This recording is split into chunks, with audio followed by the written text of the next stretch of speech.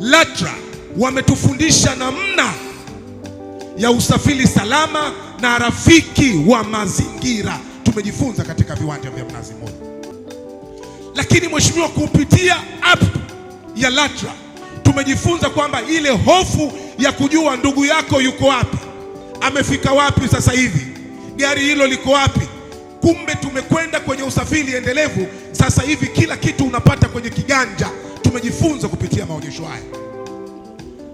Huna haja ya kumpigia kondakta kumuuliza abiria wangu yuko wapi. Kila kitu kipo kwenye kiganja. Unaangalia basi lipo, nafasi zipo, linaondoka saa ngapi, liko wapi, limefika saa ngapi. Hii ni kazi kubwa. Nikasema Mheshimiwa Waziri Mkuu, siwezi kukaa nalo hili, lazima nikufikishie na lazima tuwapongeze LATRA. Piga makofi kwa kazi kubwa kwa LATRA.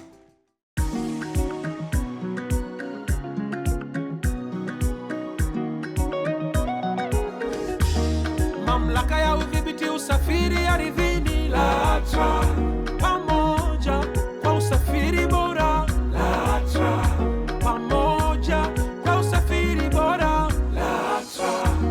Mamlaka ya udhibiti usafiri ardhini LATRA ni taasisi ya umma. Ni siku nyingine mtazamaji, tunakutana katika kipindi hiki cha usafiri na maendeleo kutoka LATRA. Kama ilivyoana mtazamaji hapa ama huu ni wasaa maalum kabisa unaokujia kwa lengo la kumfahamisha kuhusiana na masuala mbalimbali utekelezwa na serikali yako ya awamu ya sita chini ya uongozi mahiri wa Mheshimiwa Daktari Samia Suluhu Hassan, Rais wa Jamhuri ya Muungano wa Tanzania, kupitia Wizara ya Uchukuzi inaongozwa na Mheshimiwa Profesa Makame Mnyambarawa, Waziri wa Uchukuzi, lakini vile vile kupitia Mkurugenzi Mkuu wa LATRA ambaye ni CPA Daktari Habibu Juma Suluo, pamoja na bodi ya wakurugenzi ya LATRA inaongozwa na Profesa Ahmed Mohamed Ame, ambapo kwa pamoja wanahakikisha kwamba gurudumu hili la huduma za usafiri ardhini linakuwa ni endelevu, lakini linakuwa lenye tija na manufaa kwa sote. Tafadhali ambatana nami mwanzo hadi mwisho wa kipindi hiki. Mimi ni Binti Nyumbe, karibu.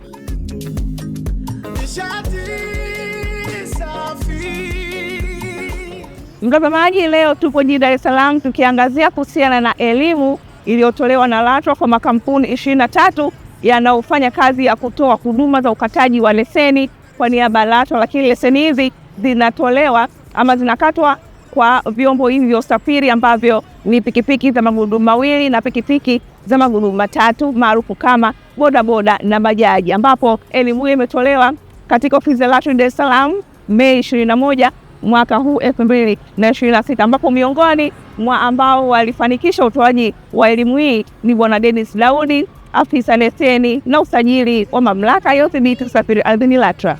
Kwa mawakala wetu, msingi wa kikao cha tarehe 21 kilikuwa ni kuwaelekeza mawakala kuendelea kusimamia ile misingi ya kisheria tuliyowapa kwenye leseni zao za wakala, ambazo zinawataka kuweza kusimamia zoezi la utoaji wa control number kwa watoaji wa huduma, kwa sababu zile huduma za usafirishaji sasa za utoaji wa leseni hizi za vyombo vidogo, hasa kwa pikipiki na bajaji, ni vyombo ambavyo vipo maeneo mengi kwenye maeneo yetu.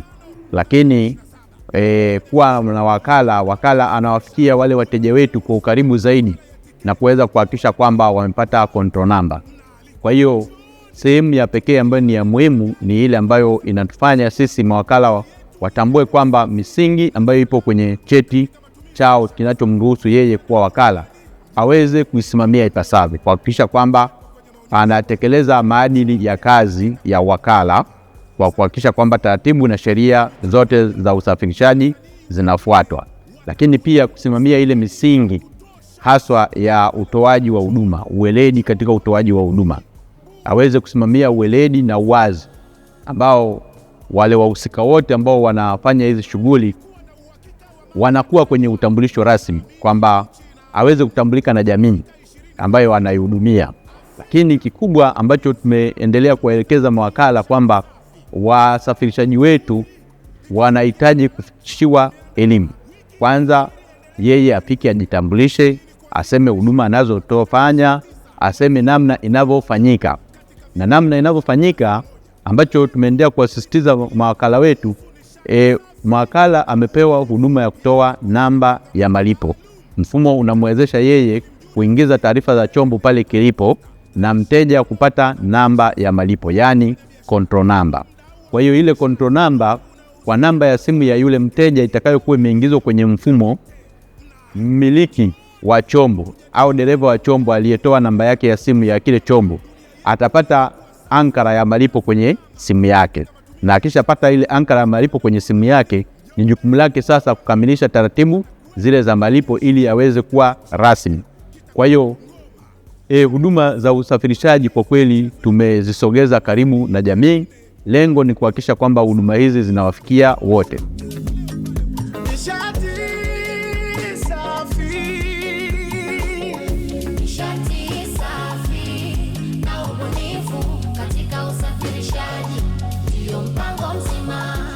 Mtazamaji, kwa upande wa mawakala ambao ni wanufaika wa mafunzo haya ama wanufaika wa elimu hii waliopatiwa na LATRA, kwanza wanaipongeza LATRA kwa kufanikisha utoaji wa elimu hii, lakini vile vile wanakiri kwa vinywa vyao kwamba mafunzo haya yanaenda kuongezea uelewa, lakini vile vile yanaenda kuongezea ari ya kutenda kazi kwa mujibu wa sheria, taratibu na kanuni zilizowekwa.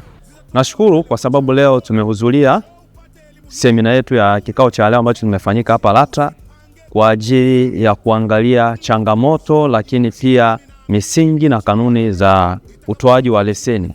Kwa tumejifunza mengi. Tumejifunza kwanza kujua masharti ya kanuni zile za utoaji wa leseni, lakini pia kujua ni nini tunachoenda kukifanya hasa tunapokuwa kwenye field. Wale tunaohudumia tunawapa elimu ya kutosha na wakashiba, ili sasa tuweze kuwahudumia kwa kuwapa leseni kwa control number na ili wakafanye malipo.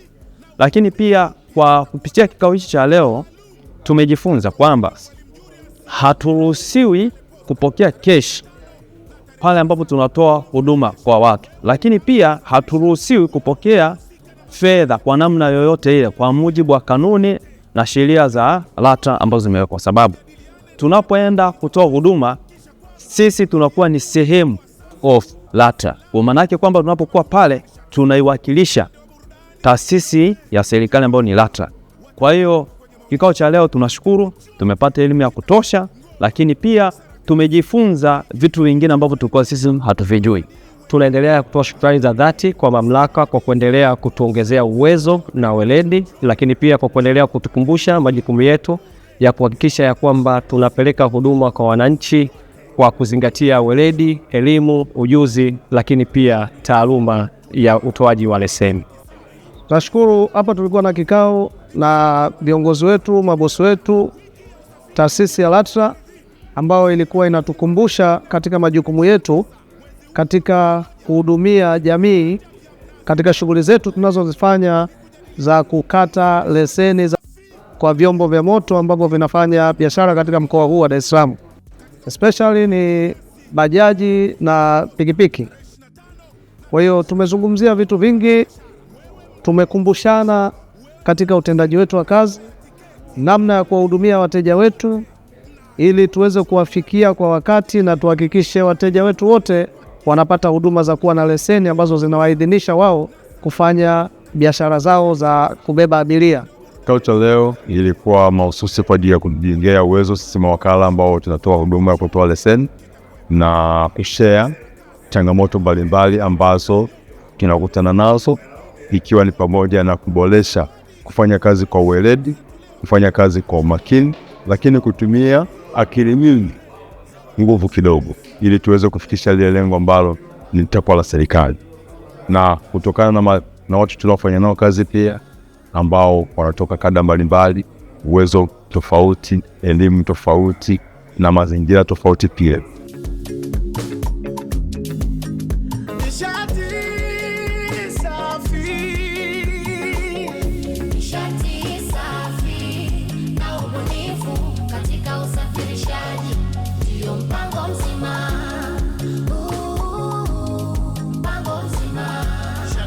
Mtazamaji, ni wakati sasa wa kipengele chako pendwa kabisa cha Bonga na LATRA, ambapo hapa unapata kusikia sauti yako. Kwa hiyo mtazamaji, unapokutana na kamera ya LATRA, tafadhali toa ushirikiano, kisha toa maoni yako yenye lengo zuri kabisa la kuboresha sekta ya usafiri ardhini hapa nchini. Hivi karibuni kumekuwa na video fupi ambayo imeruka mitandaoni ikimuonesha kondakta ambaye alikuwa akikataa mwanafunzi kupanda ndani ya daladala kwa lengo la kwenda zake shule. Lakini vitendo hivi mtazamaji, nikumbushe kwamba si vitendo vya kiungwana, na LATRA baada ya kuona video fupi hiyo ambayo imepita huko mtandaoni ikaona pana ni vema kumtafuta kondakta huyu na kumpatia elimu ili aweze kufahamu namna bora ambavyo anaweza akatoa elimu yake pasi kuleta bugudha kwa wanafunzi, kwa sababu mwanafunzi ni abiria kama alivyo abiria mwingine, anapaswa kulipa shilingi 200 ili aweze kutoka katika kituo kimoja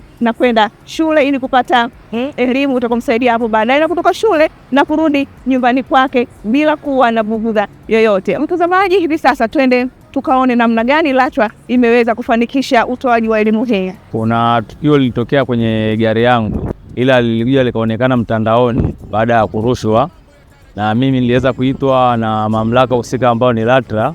Nimefika hapa, nimekubali kwamba ni gari yangu, na kondakta niliokuwa nafanya naye kazi ndo alifanya hilo tukio. Umepewa elimu hapa ambao kwamba jinsi ya kuweza kuwahudumia abiria wote kwa ujumla, na kwa hilo nimeweza kuwashukuru sana, kwa maana kuna vitu ambavyo nilikuwa sivielewi, nimefika hapa wameweza kunielewesha zaidi na kupata elimu. Kwa hiyo na mimi naweza kwenda kutoa elimu kwa wenzangu. Kingine, mimi mwenyewe nalaani kitendo cha kondakta kuzuia wanafunzi, kwa maana mimi mwenyewe na wanafunzi na wanasoma shule za kupanda magari.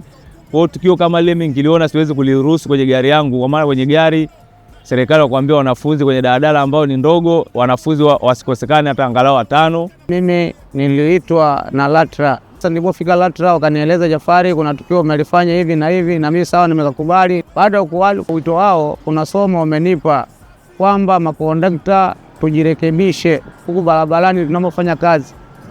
Watoto wanapotaka kupanda gari, toa spoti wapande gari, tusiwaache watoto. Mimi mwenyewe najuta, niseme siwezi kurudia tukio kama hilo nililofanya.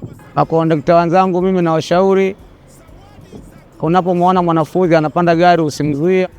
Leo tumekuwa na mazungumzo na dereva pamoja na kondakta wa gari T665 EBU ambao linafanya safari zake kutoka kule Mbezi kuja Mnazi Mmoja, ambapo hivi karibuni gari hilo lilihusishwa na tukio la kondakta kumzuia mwanafunzi kupanda katika gari hilo, kitendo ambacho kililalamikiwa na wananchi.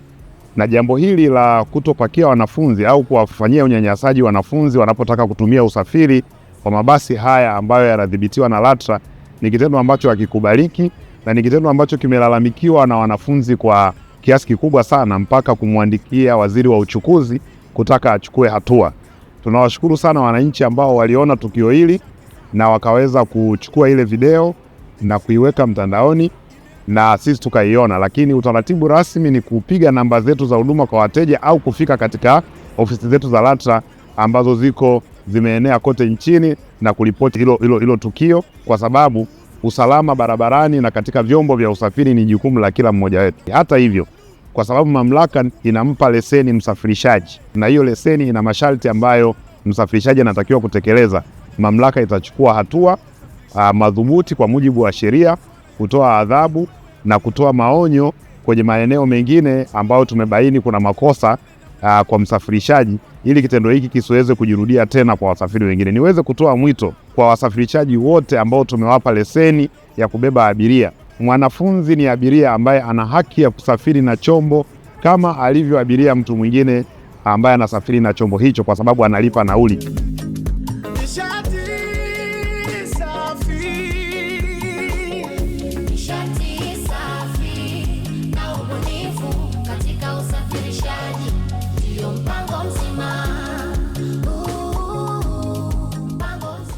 Mtazamaji, huduma za usafiri ardhini zinapaswa kutolewa kwa staha. Inamaanisha kwamba haitakiwi kabisa masuala ya matumizi ya nguvu, bali inatakiwa yule anayenufaika na huduma hizi kuweza kufurahia huduma anayopatiwa kutoka kwa mawakala hawa. Na kwa upande huu mtazamaji, pia ni ukumbushe mtazamaji kwamba rushwa ni adui wa haki, na mamlaka hii ya udhibiti usafiri ardhini LATRA imejitanabaisha kwamba yenyewe masuala ya rushwa inapinga kwa vitendo, na hivyo basi mamlaka hii ina wajibu gani ama ina jukumu gani la kuwafuatilia mawakala hawa ili kuhakikisha kwamba huduma zao zinakuwa zenye tija? Watoa huduma hawa wanafanya kazi kwa niaba ya mamlaka.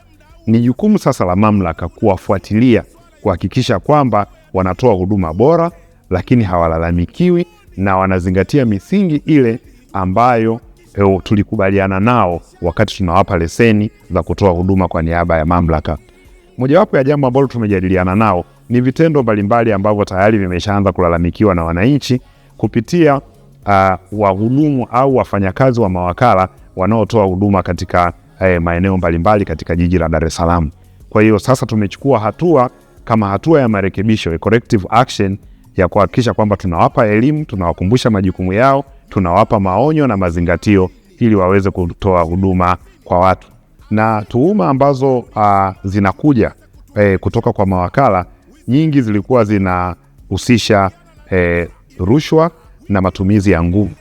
Kwa hiyo baada ya kupokea malalamiko hayo au kupokea ushahidi kutoka kwenye video clips au kwa ushahidi wa maneno, basi mamlaka iliona upo umuhimu wa kukutana na mawakala, kuweza kujadiliana nao, kuweza kuwarudisha katika mstari, kwa sababu hapa tumekutana na wakurugenzi ambao wao ndio viongozi, wao ndio tuliwapa leseni, lakini wao wamewaajiri watu kule chini ambao wanafanya hizo shughuli, kuweza kujadiliana nao na kuwaonyesha wazi kwamba kuna matendo haya na haya na haya na haya ambayo yanalalamikiwa na jamii, na kwa ufupi yanachafua taswira nzuri ya mamlaka ambayo imejengwa kwa muda mrefu. Na nikuhakikishie tu ndugu mwananchi ambaye unapokea huduma za mamlaka, ni kwamba huduma za mamlaka zinatolewa bila upendeleo, zinatolewa bila rushwa, na ndio maana mamlaka inajaribu sana kuboresha huduma zake kwa kutengeneza mifumo mbalimbali inayomwezesha mwananchi kupata huduma za mamlaka. Kwa mfano, sasa hivi huhitaji tena kufika katika mamlaka kuweza kukata leseni. Unaweza kukata leseni wewe mwenyewe ukiwa nyumbani kwako, kiganjani kabisa. Mtazamaji, mawakala hapa wanakiri kwa vinywa vyao kwamba swala la rushwa ni jambo ambalo ni la kijinai na hivyo pia linawaharibia katika shughuli zao za kila siku. Ni yapi maoni yao mengine kuhusiana na matumizi ya nguvu na swala hili la rushwa? Kampuni nyingi zinakumbwa na issue za rushwa ambazo imekuwa ni kikwazo kwa mamlaka na hata serikali. Kwa mantikio, nichukue nafasi hii kusema kwamba wote sisi tuna wajibu wa kupambana na rushwa kama ilivyozungumzwa kwenye kikao, ile picha nzuri kwa sisi binafsi hata wale ambao tunatarajia kwa huduma. Nishukuru kwamba huwa tunakutana mara kwa mara kwa ajili ya kuangalia changamoto, kwa sababu changamoto ni kubwa, especially kuwa na wafanyakazi wengine ambao si waadilifu, wanakuwa wanapokea rushwa, lakini sisi huku juu kama management unakuta hatupati hizo taarifa. Kwa tumejifunza, lakini pia tunaenda kuwa na wafanyakazi wa aina gani, wenye sifa zipi. Leo tumepata hiyo elimu ya kutosha. Kwa tunaenda kuboresha pale ambapo tulikuwa tunaona pana changamoto ili tuweze kwenda kwenye pale ambapo tumekusudia. Mtazamaji, LATRA inategemea nini hasa kwa mawakala hawa mara baada ya kuwapatia elimu hii ya utoaji huduma kwa mujibu wa sheria, taratibu na kanuni zilizopo? Kwa kikao hiki natarajia kwenda kufanya mambo mengi makubwa na mazuri ambayo hayataleta shida kwa serikali, hayataleta shida kwa Watanzania ambao tunawahudumia, na ni elimu ambayo kwangu mimi inanifanya niweze kufanya vitu vingi vizuri ambavyo naamini mamlaka huko mbele inaweza kaiona jambo na kuipa kazi nyingine ambazo imeshaziweka kwenye mikataba ambayo tumekubaliana nao. Kitu ambacho cha kutegemea ubora, kwani leo vitu ambavyo vimezungumzwa ni issue ya kuwa professionalism, weledi wa hali ya juu, kuzingatia masuala ya elimu. Elimu hapa naweza nikazungumza kwa ukubwa wake, kwa sababu shughuli zetu sisi zinahitaji zaidi elimu, na mwisho wa siku tutoe huduma ambayo inastahili ya kumpatia control number mteja aweze kulipia. Na katika hiyo yote, vitu vyote vinahitaji ueledi. Usipokuwa umeledi, ndio mwisho wa siku inatokea hii vitu ambavyo vinaendelea mtaani kwa baadhi ya maagenti au mawakala.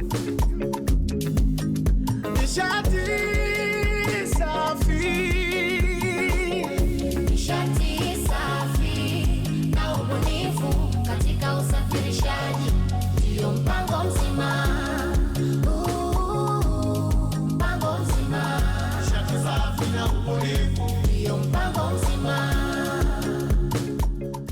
Haya mtazamaji, ni wakati wa kunyakua kitita cha shilingi 50,000 kutoka LATRA kwa kufuata vigezo na masharti kama ifuatavyo. Mosi, unapaswa kuwa wa kwanza kutazama kipindi hiki katika runinga yako. Pili, unapaswa kuwa wa kwanza kujibu kwa usahihi swali lililoulizwa katika mitandao ya kijamii. Na tatu, unapaswa kuwa umetufuatilia ni umefollow kurasa rasmi za mitandao ya kijamii za Mamlaka ya Udhibiti Usafiri Ardhini LATRA. Na mtazamaji, swali la wiki iliyopita tuliuliza swali lifuatalo. Tulisema endapo wewe kama abiria utakuwa upo ndani ya chombo cha moto cha biashara, ni upo ndani ya mabasi masafa marefu, unasafiri kutoka mkoa mmoja kwenda mkoa mwingine ama kutoka mkoa mmoja kwenda nchi jirani, na ukagundua kwamba dereva ndani ya basi anaendesha basi hilo kwa mwendo hatarishi, yani kwa mwendo kasi, wewe kama abiria jukumu lako ni lipi? Na mtazamaji, swali hili lilipata mshindi kama unavyomuona katika runinga yako. Kongole nyingi sana kwako Prof_Robert kwa kufanikiwa kunyakua kitita cha shilingi 50,000 kutoka LATRA. Na mtazamaji, bila shaka waweza kawa ni mshindi wa swali la wiki hii ambalo linasomeka kama ifuatavyo. Wakala anayetoa leseni kwa niaba ya LATRA anatoa leseni hizo kwa vyombo vipi?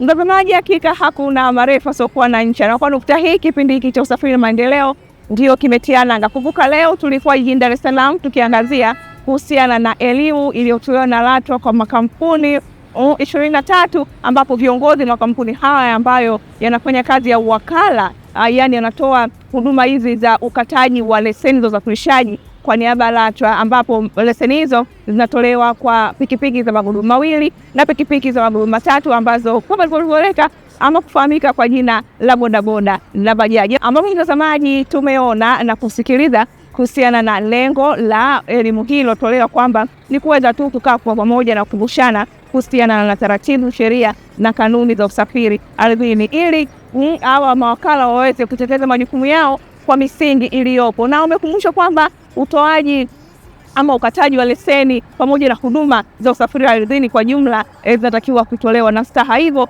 matumizi ya nguvu hayatakiwi kabisa. Pasi kusahau kwamba masuala ya rushwa nayo yanatakiwa kuepukika. Mazingira yote ya utendaji kazi wao yanapaswa kuwa ya uwazi, lakini kikubwa waongeze ufanisi katika utendaji kazi wao wa kila siku, kwa sababu swala hili la wakala lina faida lukuki kwao, ikiwemo kupata 20% ya gawio kutoka LATRA. Mtazamaji, kumbuka mwisho wa kipindi hiki ndio maandalizi murwa kabisa ya kipindi cha usafiri na maendeleo kinachofuata. Mimi ni Binti Jumbe, nikutakie wakati mwema usiokuwa na bugudha. LATRA, pamoja kwa usafiri bora.